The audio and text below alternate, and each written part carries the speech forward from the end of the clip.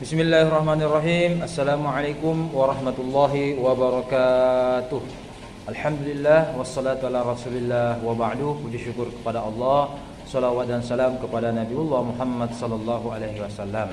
Sebelum kita mulai perkuliahan kita hari ini, ada dua hal yang biasa kami lakukan sebelum kita memulai pembelajaran, yaitu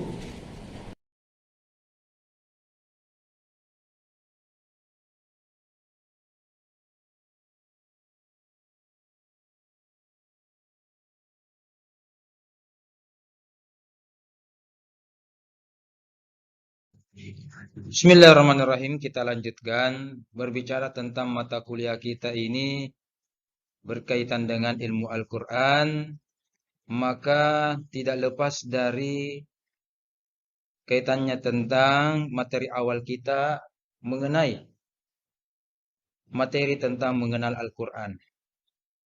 Ada tiga hal yang harus kita pelajari, yang harus kita ketahui tentang Al-Quran itu. Yang pertama aspek ontologi, yaitu aspek makna, hakikat dari Al-Quran itu apa. Yang kedua aksiologi, apa hikmah, apa tujuan Al-Quran itu Allah turunkan, sehingga bahkan pada kesempatan hari ini menjadi mata kuliah kita yang kita pelajari pada kesempatan ini. Kemudian aspek epistemologinya.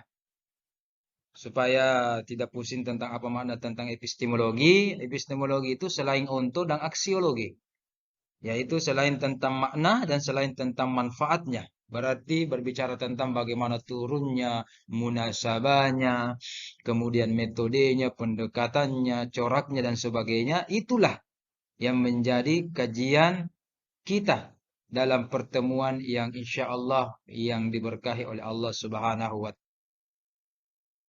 Ta'ala. Tetapi sebelum kami mulai, kami akan mengadakan Google Form, pengiriman Google Form dalam bentuk pretest untuk melihat kemampuan Adinda tentang ilmu Al-Quran dan Al-Quran itu sendiri. Yang telah saya bagikan ke ketua kelas.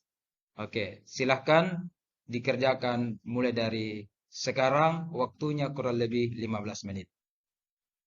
Oke, Alhamdulillah setelah melakukan pretest, hasil yang saya dapatkan itu ya luar biasa. Ada di antara kalian yang sudah mulai memahami dan ada juga yang belum memahami. Ya. Untuk itu fungsinya lah perkuliahan kita hari ini. Ada yang bisa sebutkan hal-hal apa saja yang termaksud dalam unsur ontologi atau kandungan makna hakikat pengertian dari Al-Quran itu? Ya, silakan. Oke. Nah, berbicara tentang ontologi Al-Quran, minimal ada dua aspek yang harus kita penuhi. Yang pertama disebut aspek etimologi atau makna bahasa. Yang kedua aspek terminologi atau makna istilah. Kalau dalam kaidah ulama kita dikatakan definisi Al-Quran itu hendaknya jami dan mani'. Ya, ada ruang lingkupnya yang jelas dan ada batasannya. Baik makna bahasa maupun makna istilah menurut ulama kita semua. Oke. Yang pertama, kita akan lihat bagaimana tentang ontologi Al-Quran. Dari aspek etimologi. Kita kajian bahasa, kajian kata. Coba lihat. Bahwasanya, untuk melihat akar kata sebuah kata dalam bahasa Arab, ya, harus kita tahu rumus awalnya.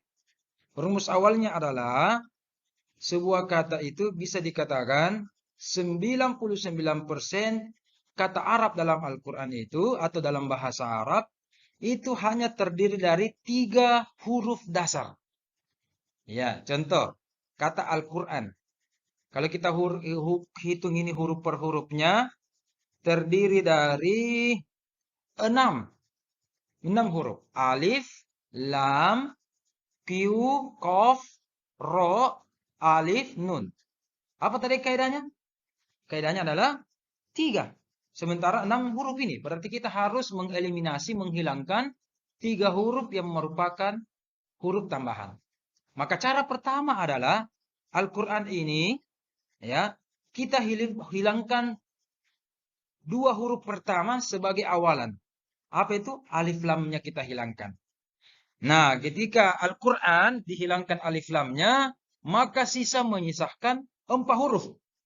Yaitu Qaf, Ro, Alif, dan Nun. Nah, kalau tinggal 4 huruf, sementara yang kita harus tuntut itu 3 huruf, berarti gampang ini. Kita sisa menyisahkan atau menghilangkan 1 huruf yang menjadi huruf tambahan. Ya, yang mana di antara 4 huruf ini yang merupakan huruf tambahan? Apakah huruf qafnya, ro-nya, alif, dan nun. Nah, di situ ada berbagai pendapat ulama. Ya, yang pertama dikatakan yang harus dihilangkan adalah huruf nunnya. Karena Al-Quran itu dihilangkan huruf nunnya yang merupakan dikatakan sebagai akhiran, maka menyisahkan 3 huruf dasar. Qaf, ro, dan alif. Kemudian pendapat yang kedua mengatakan tidak. Ya, justru yang merupakan tambahan adalah huruf illah. Apa yang dimaksud dalam huruf illah dalam Al-Quran itu? Dalam bahasa Arab, huruf-huruf tambahan seperti alif, waw, dan ya. Maka kebanyakan huruf alif dan waw yang ya itu dalam Al-Quran itu banyak yang merupakan huruf-huruf tambahan.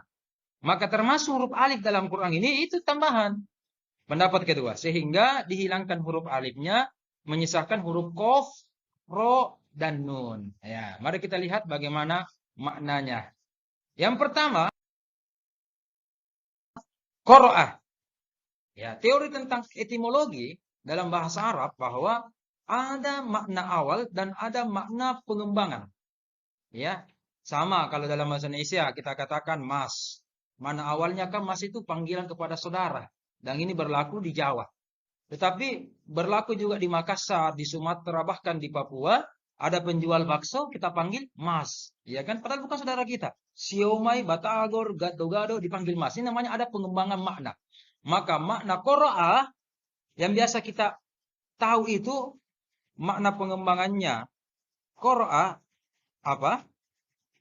Yaitu membaca. Nah, itu makna pengembangan.